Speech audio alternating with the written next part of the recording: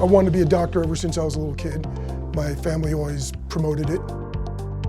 Originally from New York, went to college at Emory in Atlanta, went to med school in Chicago, and then back to Atlanta for my first 2 years of residency, and then finished up in Washington, D.C. When I first started, I did vascular, thoracic, general surgery, endocrine surgery, some head and neck stuff. About halfway through my career, I converted over to going from general surgery to general surgery with an emphasis in robotics, trained with Dr. Bazad. It's small incisions, it's minimally invasive, recovery is quicker. It's been something I've really enjoyed. My approach to care has always been, I want my patients to feel comfortable in such that I want to give my patients what I would want my family to get.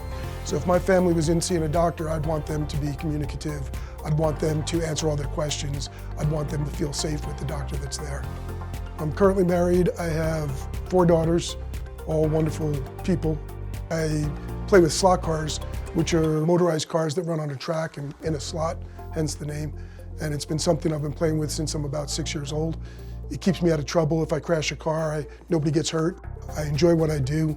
Medicine's become a different game since I started, but I feel I've rolled with the punches and kept up on being state of the art, and I enjoy my patients.